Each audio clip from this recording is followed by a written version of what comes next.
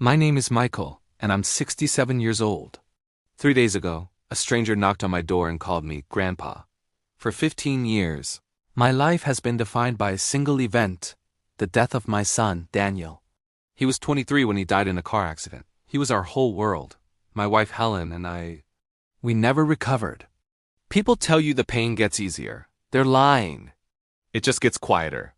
You learn to carry it, to smile at the grocery store and pretend you refine while your world is still in ruins. Last Monday, I was in my garage, trying to keep my hands and mind busy. The doorbell rang. I opened it to a young woman, maybe 18 or 19, with nervous eyes. She asked, "Are you Michael Patterson?" Daniel Patterson's father? My heart stopped. She took a deep breath and said, "My name is Emma. Daniel was my father." "I'm your granddaughter." The world just tilted. And then she said something that broke me. "I've been looking for you for 2 years. I invited her in. My hands were shaking so hard I could barely make coffee. She sat on our couch, in the same spot Daniel used to sit. The resemblance was uncanny. She had his eyes, his smile. She told me everything. Her mom, Rachel, had dated Daniel in college. They broke up, and 2 weeks later she found out she was pregnant. She tried to tell him, but he'd already left for a backpacking trip through Europe. When he got back, he had a new job, a new number. And Rachel, who had just lost her own parents, felt completely alone and decided she had to do it by herself. Emma pulled out a photo. A young woman holding a newborn baby with Daniel's nose and his dark hair. "Mom raised me alone," she said. "We struggled, but we were happy." She told me about Daniel when I was 10. She said he was a good person, that the timing just wasn't right. Emma's voice cracked. "She died when I was 17, cancer. With her last breaths. She gave me this folder and told me to find you. But when she searched for Daniel Patterson, all she found was his obituary. She'd been living with this for 2 years, knowing her father was gone before she ever had a chance to meet him.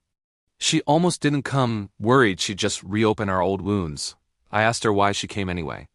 She said, "Because I look in the mirror and I see his face. Because I have his laugh. Because my mom told me he wanted to be a teacher and loved terrible action movies." I started crying.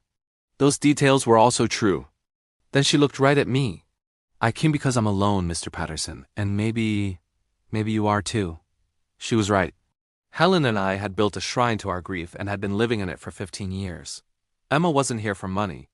She just needed us to know that Daniel had a daughter, that a part of him was still here. I looked at this stranger with my son's eyes and felt something crack open inside me. I told her to wait, that my wife, her grandmother, would be home in an hour. I'll never forget the moment Helen walked in. She saw Emma and stopped dead. Her purse fell from her hand. Her face went white. She whispered, "Daniel?" I gently explained, but Helen was just staring at Emma, who looked so much like our son at that age. "Who are you?" Helen asked. Emma stepped forward.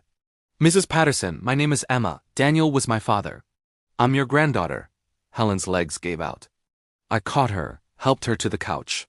"That's not possible," she kept saying. Emma knelt in front of her, showing her the folder, the photos, the DNA results. Helen picked up a picture of baby Emma, then one of her with missing front teeth. "You have his smile," she whispered. Then she looked up at Emma, and something broke. Helen started sobbing deep, wrenching sobs from 15 years of buried grief. Emma was crying too. And then Helen reached out and pulled Emma into her arms. "You're real," she kept saying. "You're real. You're here. That was 3 months ago." Emma moved in 2 weeks after she first knocked on our door. She transferred to the community college here and took the bedroom next to Daniel's. Our house isn't quiet anymore. It's filled with music, with laughter, with her friends. She's studying to be a teacher, just like Daniel wanted to be. We showed her his room, and she just sat on his bed, holding an old stuffed dog he'd had since he was 5. She whispered, "Hi, Dad. I wish I could have met you." The tears I saw in Helen's eyes that day were different. They had hope mixed in. Last week, Emma called us Mom and Dad for the first time. Helen cried for an hour. We're learning how to be grandparents, how to be parents again. Emma is teaching us how to live again. Yesterday was her 20th birthday. We made her a cake chocolate, Daniel's favorite. And for the first time in 15 years, I felt pure, uncomplicated joy. I'm not saying the grief is gone. I still visit Daniel's grave every Tuesday. But now Emma comes with me. She brings flowers and talks to him, telling him about her week, about us. Last week she said, "I think he knows.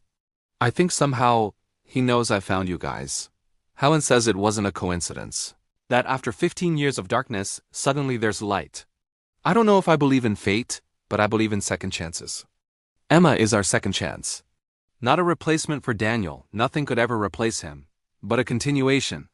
A piece of him that survived. If you're watching this and you've lost someone, I can't promise you'll get a knock on your door like I did. But I can tell you this. Grief doesn't have to be the end of the story. Sometimes if you're willing to open the door when it knocks, you might find that love finds a way. Emma found us. And in finding us, she saved us. Thank you for listening.